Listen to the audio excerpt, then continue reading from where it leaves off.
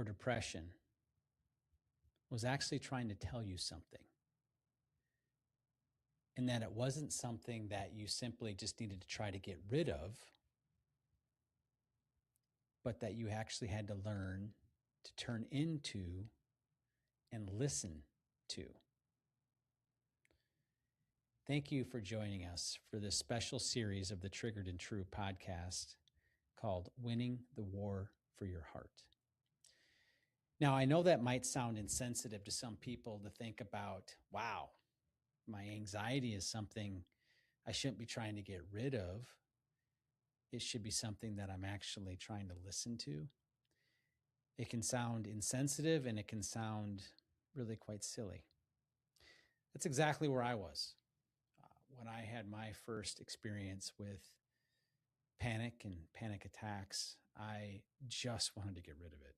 If someone would have said, hey, Brian, take some time and listen to what it's trying to tell you, I probably would have punched him in the face. I just said, no. This just has to go. There's no listening to this. It is like a thorn in my side that someone just needs to pull out and get rid of so I can move on with my life. I would have not wanted to hear that at all. But as I learned in my process, it was actually quite important to actually learn to listen to what panic was trying to tell me. I oftentimes tell people, in something I wrote about, I said, if you're fortunate, the circumstances of your life will force you to deal with your pain. That's exactly what happened to me in 2018.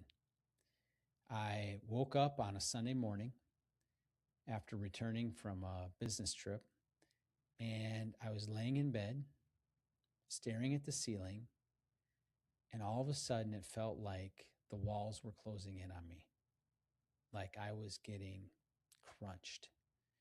And I just had this going on, this panic, this anxiety was just starting to run inside of me. And it was like it was a familiar feeling. I guess I had felt it before, but I'd always been able to like grab a hold of it and like pull it back. But now it's like there was something inside of me that was just off to the races and running, and I couldn't grab a hold of it and pull it back. And then, of course, that made it even worse because I realized that something was happening inside of me that was out of my control, or felt very out of my control. And it was really, really scary. So I woke my wife up and tried to explain what was happening, but she like knew immediately. She's no stranger to these episodes. She's been there before. And she just kind of walked me through it, prayed with me, brought me some calm, and I calmed down.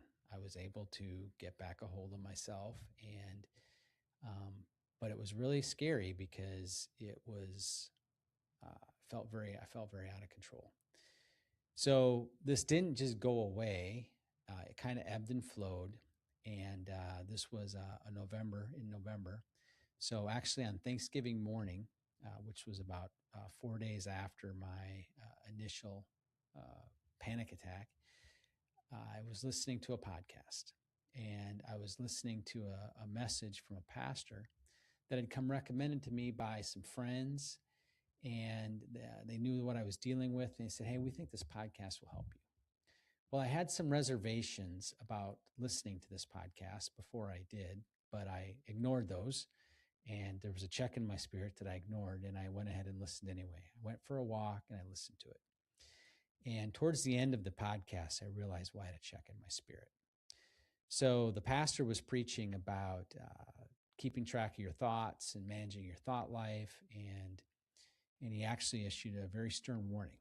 He said, if you don't do this, if you don't get a hold of your thought life, the enemy is actually taking people out. And he shared an example of a pastor that had recently committed suicide after struggles with anxiety and panic. And whatever level of panic and anxiety I thought I was experiencing before hearing him say that, it went up like 1,000-fold. And I actually had seen a post about this pastor on Facebook a few days prior. So I saw this pastor with his family and kids. And in my mind, I pictured myself in that picture. Me being the pastor that took his life, or like the pastor that took his life.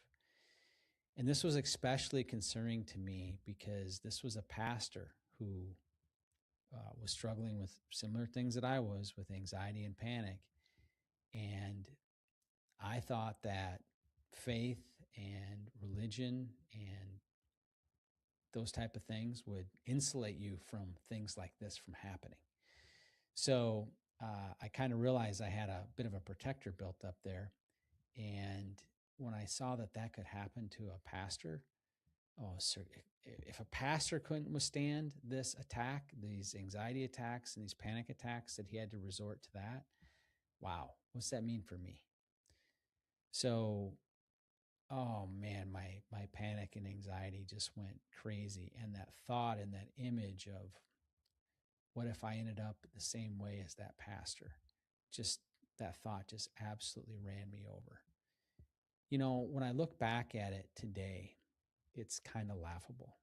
It's, you know, that a thought like that. And I even can be a little bit embarrassed, you know, throwing it out there like, wow, something like that got you that worked up. But it was absolutely no laughing matter at that time. And I remember talking to Laura Duncan, who you'll hear more about in this series. And when I first started chatting with her about this and working with her in her practice, I said, you know, sometimes I just feel this is so silly. You know, I should have myself together. And she just stopped me and she looked me dead in the eye and she said, Brian,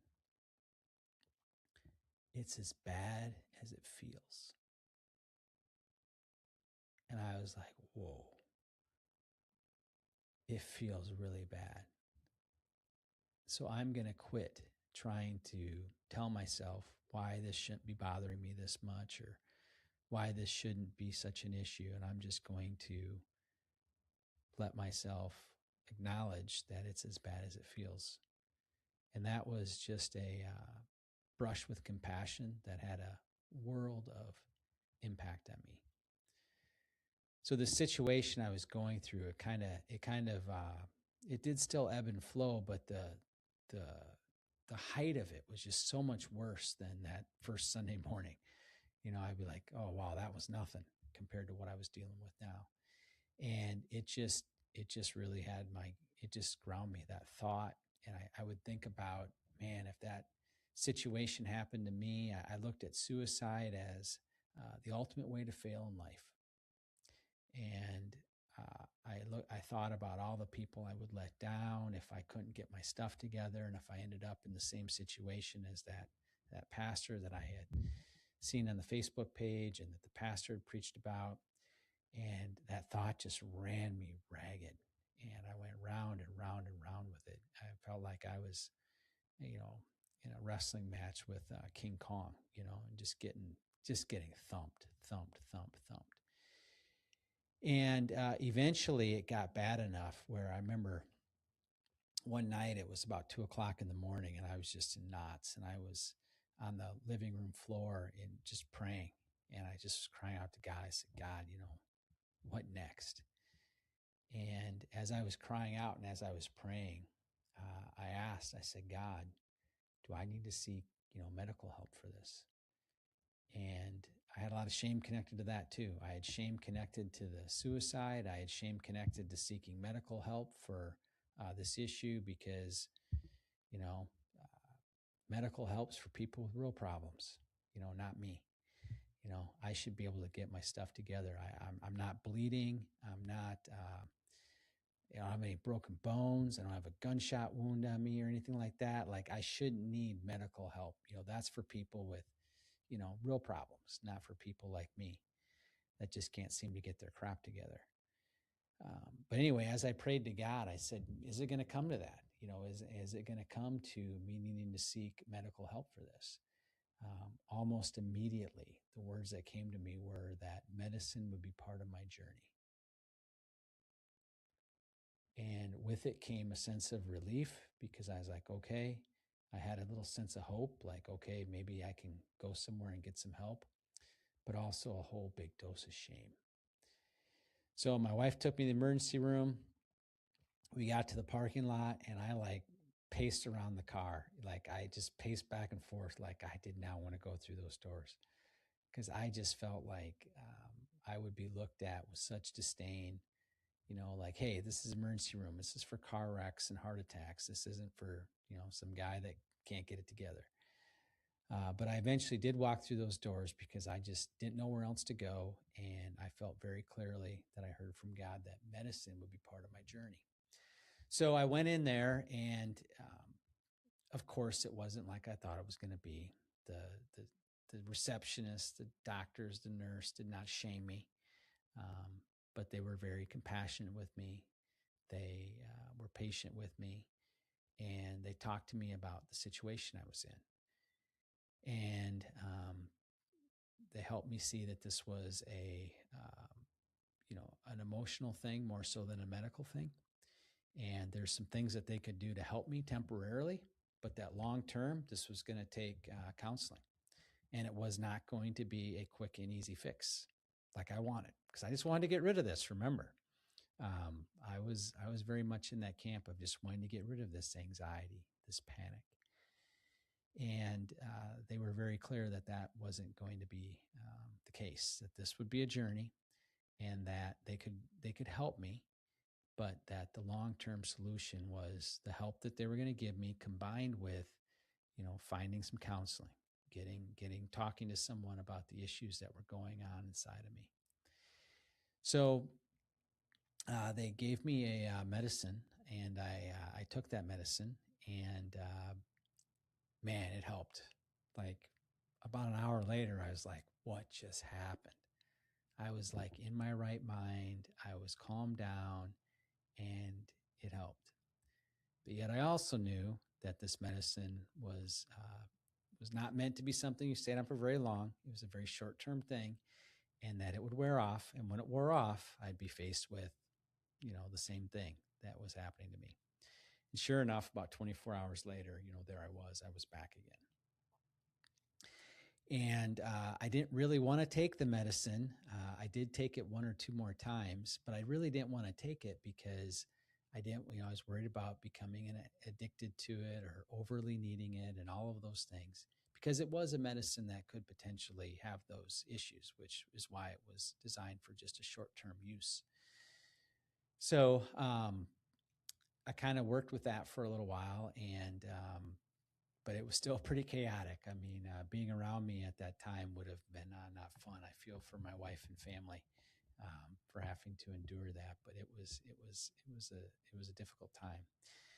So about a week after that emergency room visit, I got really frustrated and upset, and I ended up I took my hand and I slammed it down on a accordion style like drying rack that you dry clothes on. I slammed my hand down on it. And actually, it was my left hand. Thankfully, it was my left hand because when the dust had settled, I looked and the tip of my middle finger was just kind of hanging there. And I'm like, okay, back to the emergency room we go. So get to the emergency room. And as fate would have it, the nurse, the intake nurse, was the exact same lady from a week before. I think it was actually 10 days exactly. It was the exact same nurse from 10 days prior. And I looked at her and she didn't recognize me right away. And then she looked at my chart and she turns over with kind of like a big grin. And she said, so, how's it going? And, looking back at it now, it's like absolutely hilarious.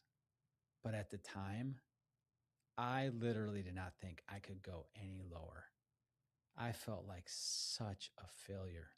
I felt so pathetic. It is undescribable. And now, thankfully, it's funny, but it was anything but funny at the time. It was literally that night, between the fight with my wife, my all the other emotional things going on inside of me, the thoughts I was struggling with, everything that was happening, for it to hit all like that, and then, end up doing something stupid and, got the tip of my finger hanging there.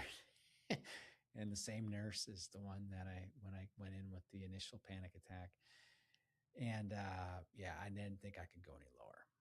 But after conversing with her, we decided that maybe I should seek some, I was still looking for counseling options, but that doesn't happen overnight. As many of you know that have gone through this season, it's hard to get in to see people. People are in demand, and it's it doesn't just happen overnight. And even if I did, it's still a long journey.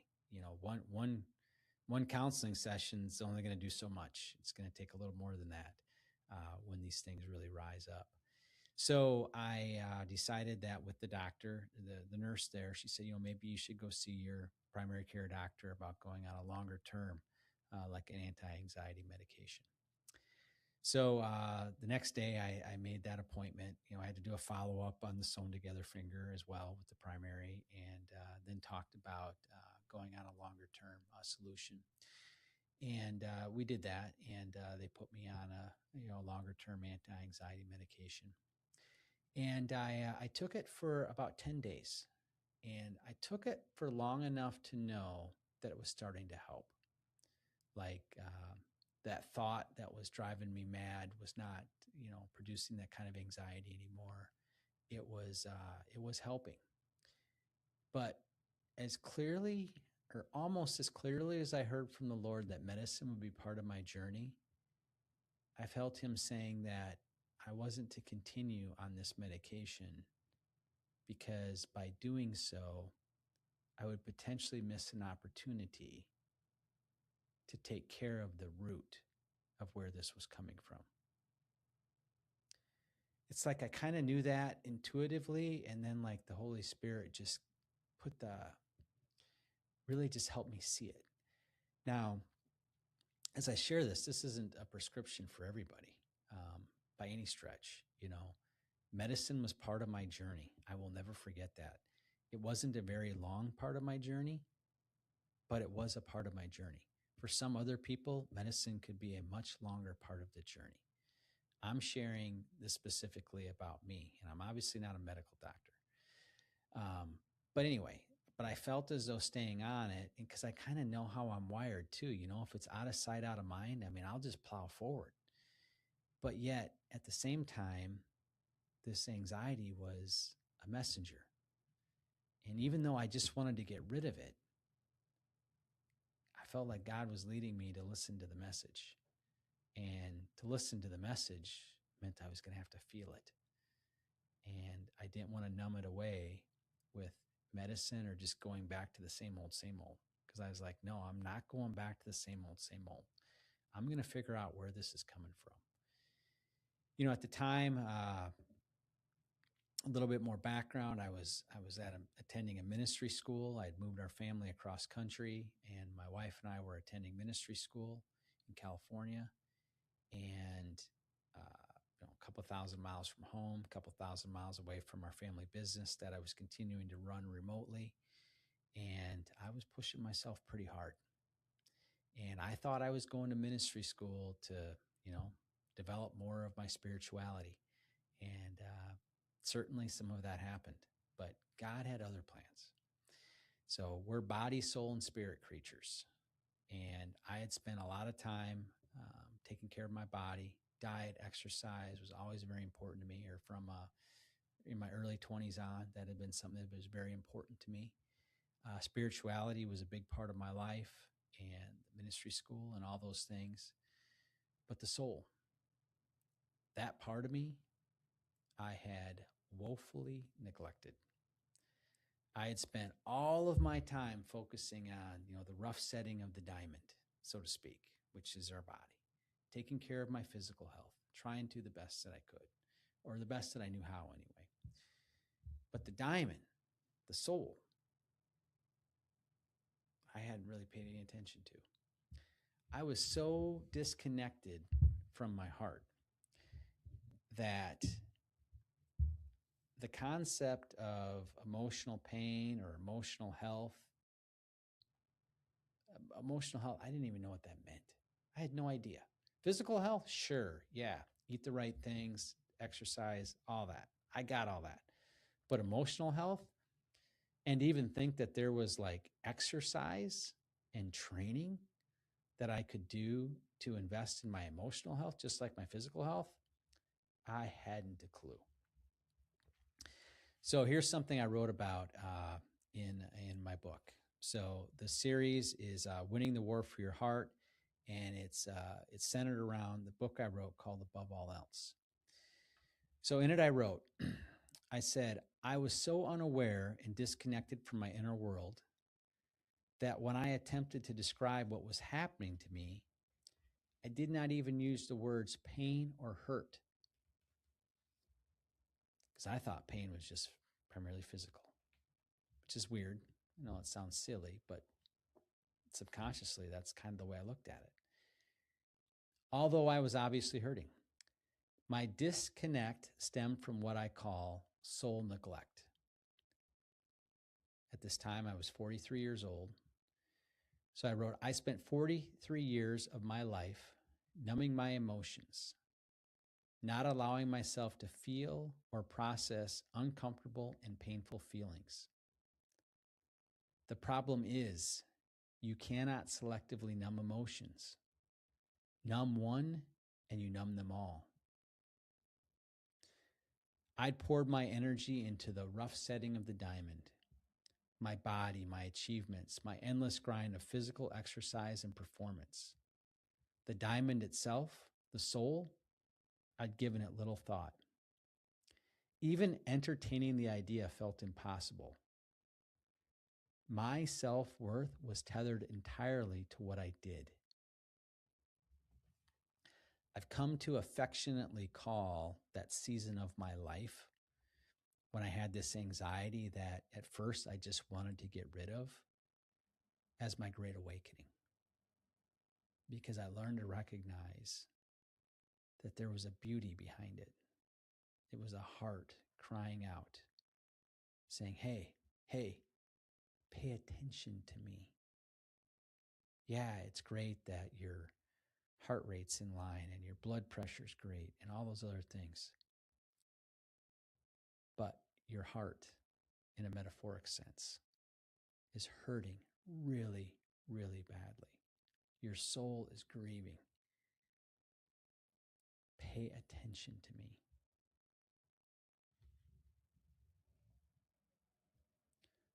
At the start of my great awakening, amid the messy unraveling of my life, I wrote in my journal, if I'm not performing, what is there to love? My self-worth was entirely tethered to what I did and not who I was. And what I was feeling coming up, that heart cry, was my body finally catching up with that. My soul pain had spilled over into my body, and it was manifesting in panic attacks and anxiety. And it was a messenger saying, pay attention to me, in the same way that a heart attack is a messenger to your physical body. Hey, pay attention to me. So I say, if you're fortunate, the circumstances of your life will force you to deal with it, because most of us, myself included, spent my whole life just ignoring it. I'd take a hit. I'd have some pain there. Again, related to the heart attack. You know, maybe a heart attack victim felt those little tinges, those little things. They ignored them. They ignored the doctor when they said, hey, don't eat that, manage your cholesterol, manage your weight, all those. They ignored those things. And it just kind of piled up and piled up. And eventually, your heart will have its way, physically in the sense of a heart attack, and also metaphorically in the sense of what I was going through with panic, anxiety. So another way to look at this is that soul neglect is carefully guarding your body, your diet,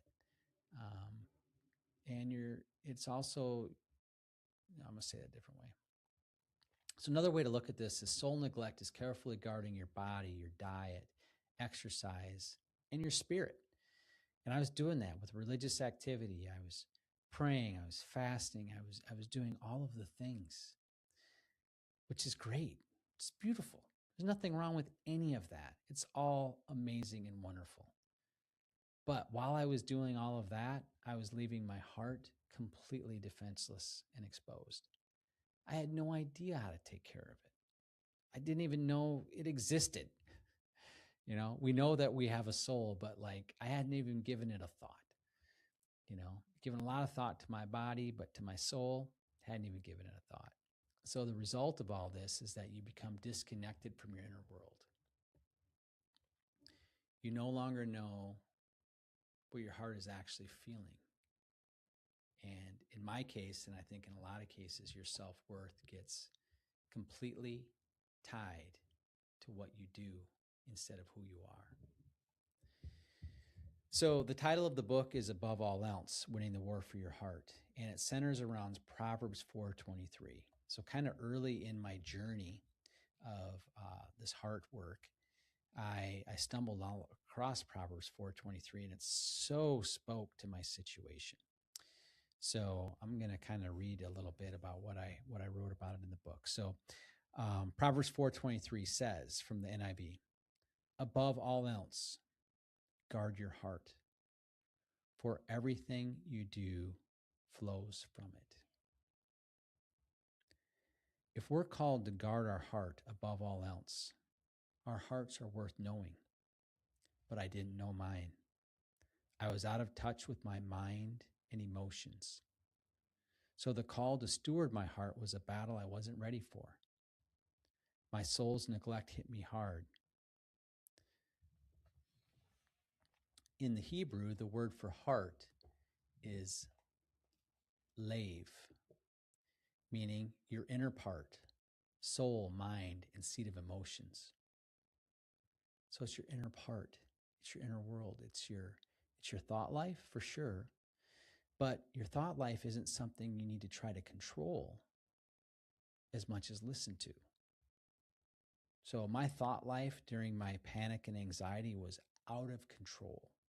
Yes, trying to control it or manage it was impossible. But what I learned is that instead of trying to control it, I wanted to listen to it and get curious with it and start asking questions like why. Now, I couldn't do that right away. No way. But God was generous, man. He gave me hope. He gave me the medicine, like right at first, to help bring me down out of the clouds, to help bring me back down to earth, so to speak. He gave me a loving wife and family. He gave me friends and people that prayed for me. And all those things had a powerful, powerful impact. I have no doubt about it. I actually had a list of friends that I would, because I didn't want to be too much of a burden to any one person. So I had about 6 guys that I would kind of rotate through. And just if I was really, really feeling it and really, really in the thick of it, I would just say, hey, could you pray for me? And I kind of just rotated through those 6 guys again, so I didn't overwhelm any one of them. And those 6 guys were very, very special to me. So God gave me help. He gave me help. So heart stewardship is caring for your emotional health, your soul. It's the high call to fight for who you are, because your heart shapes everything. Your faith, family, work, and life itself. To guard your heart is to care for it with compassion and to watch over it with discernment. Scripture calls us not just to nurture what is within, but to examine it, to turn from what is corrupt and hold fast to what is true. A guarded heart is both tender toward God and alert to what pulls us away from Him. Guarding your heart is no one's responsibility but your own. Your heart, your soul, the diamond, is your responsibility to take care of. It is something God has entrusted to you and you alone, which is both terrifying and encouraging. Because that means you don't have to depend on somebody else to fix you or to take care of you. You can actually learn to do this yourself. And to me, that is empowering and hopeful. Because when I was going through it, I was like, I'm sure everybody, because nobody wants to feel this pain. Nobody wants to feel the anxiety, the panic, or the depression. And I would have some depression as well. You know, anxiety and depression are kind of two sides of the same coin. And for people that deal with this, I'm sure you've experienced it. You've felt the anxiety, and then you've had times of the depression. But they can go together a lot. So, but nobody wants to feel those things, because who wants to hurt? Hurting sucks. We just want to get rid of the hurt and fix it. But the thing is, with emotional pain, and this is really big, and you got to get this. With emotional pain, for it to truly heal, you have to feel it. There's no way around it. Physical pain is different. You could break your leg, take painkillers, and your leg's going to heal the same as if you don't take the painkillers. Emotional pain, not so much. To heal that emotional pain, you're going to have to let yourself feel it and learn to bring comfort. And that is what guarding your heart looks like. It's nurturing it. It's caring for it. And that means you're going to have to let yourself feel and learn how to bring comfort. And that's what we'll be talking about in much more detail throughout this series. So I would like to give you a simple invitation to explore. What is your pain? What is your anxiety, your panic, your depression? Trying to tell you, trying to get you to notice about what's going on inside of you. I understand how bad it hurts. I get it. It sucks. We don't want to feel it. We don't want to spend time with it. We just want it to be gone. But just for a moment, ask your heart, heart, what are you trying to tell me? What is it that you want me to learn, to notice? That is the beginning of what Proverbs 4:23 is talking about, the high call of learning to guard and steward our heart. So this is exactly where the journey in Above All Else begins. To learn more about Above All Else, check out the link in the description. For the next live, we'll be talking about why do people, including me, including you, do so many of the stupid things we do. Have you ever done something and just thought to yourself, how could I have done something or said something or treated someone in such a way or acted in such a way or whatever the situation? How could I have done something like that? Or have you ever seen somebody else do something like that and completely lose it? You know, if we watch social media, we see this stuff all the time because it gets really amplified. When someone has a bad day in public, boy, it gets amplified. So if you've ever wondered that, we're going to address that next time. Why do people do the stupid things they do? We're going to talk about that next time. And a little bit of a hint to that. It's not because of any flaw in who they are or who we are that we did something dumb, but rather it's connected to what is going on in our inside world. We're also going to discuss this from a scientific standpoint, so be sure to tune in. Thank you.